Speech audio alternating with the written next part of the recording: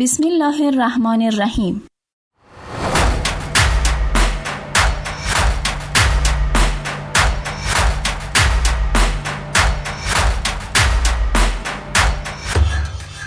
کافه کتاب.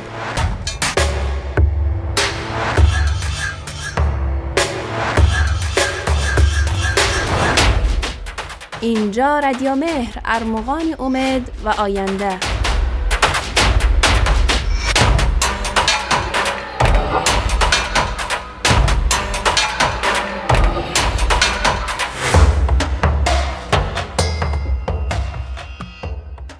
السلام علیکم دوستانی خوبم، شنوندگانی عزیزی رادیو مهر. مدینه حیدرزاده هستم و با یک کتابی دیگر از استودیوی رادیو مهر همراهتان خواهم بود.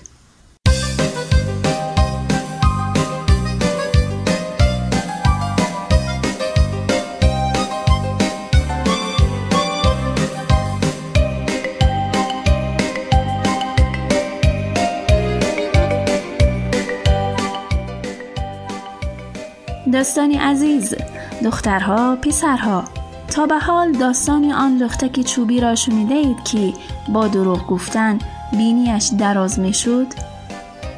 اگر داستانش را نخوانده اید و یا نشنیده اید، پیشنهاد می کنم این برنامه را تا انتها بشنوید.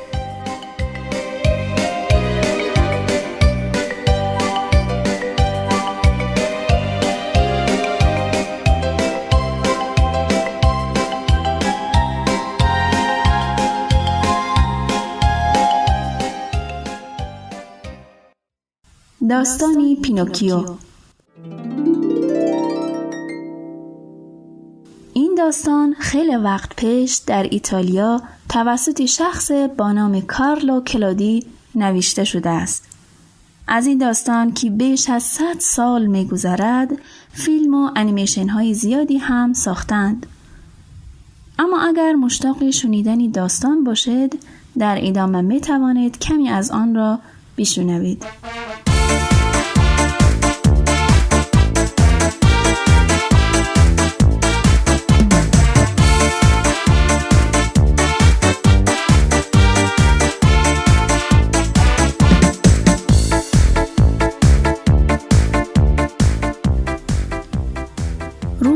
روزگار نجاری پیر به نام ژپتو زندگی میکرد که آرزو داشت پسری داشته باشد. او یک عروسک خیمه شب بازی ساخت و اسم او را پینوکیو گذاشت. پیرمرد در دلش آرزو میکرد که ای کاش این عروسک یک پسر بچه واقعی بود.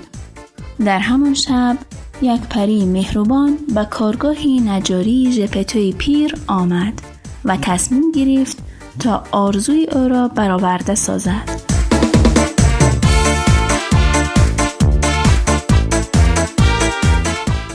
پری با چوب دستی طلایی خود به آن عروسک چوبی زد و دستور داد تا آن عروسک جان بگیرد و در یک چشم برهم زدن پینوکیو جان گرفت.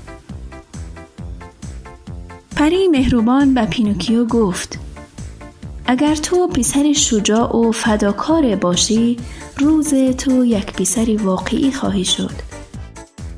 سپس پری رو به چیرچیرکی روی تاقچه که اسمش جیمینی بود کرد و گفت: از این پس تو باید مواظب رفتار پینوکیو باشی و به او خیلی چیزها یاد بدهی. پس جیمینی باید به او یاد میداد چی چیز خوب است و چی چیز بد.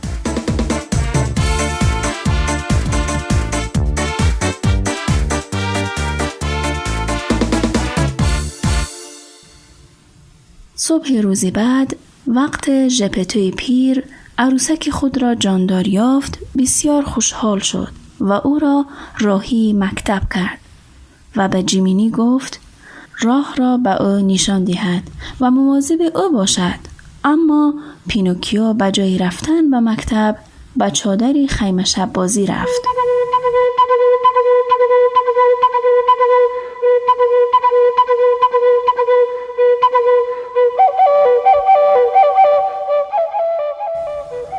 رئیسی عروسک گردان ها که مردی شیطان صفت بود با دیدن پینوکیو به او قول داد که او را معروف و مشهور کند و پینوکیو با خوشحالی به صحنه نمایش رفته شروع به رقصیدن و سرگرم نمودن حاضرین کرد.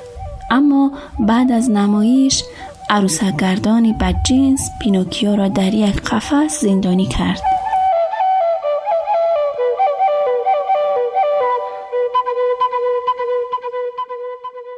شب هنگام پری مهربان پیدا شد و به پینوکیو گفت که چرا به مکتب نرفته. پینوکیو به پری دروغ گفت و گفت که او را دزدیده اند و به اینجا آوردند.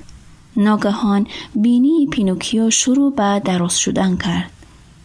پری به او لبخند زد و گفت پینوکیو، تا وقتی که دروغ بگویی بینی تو همچنان دراز می شود. بالاخره پینوکیو به پری راستش را گفت و بینیش به جای اولش برگشت.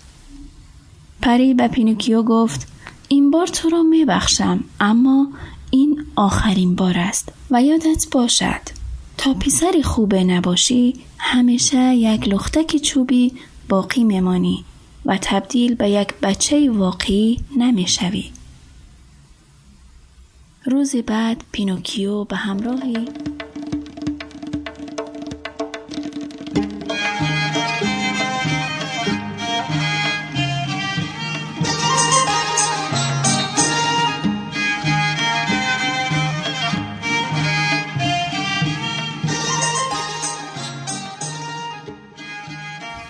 همراهان عزیزی برنامه کافی کتاب، اگر دوام داستان را فهمیدن خواهید پیشنهاد میکنم حتما این داستان زیبا که نوشته کارلو کلودیست بخوانید و لذت ببرید. این داستان از جمله نوشته هایی است که هم برای کودکان است و هم برای بزرگسالان، چرا که پیام های مهم را به خواننده میرساند، مثل اینکه تنها راه رستگاری و پیروزی بازگشت به سمت اصل و خالق حقیقی است.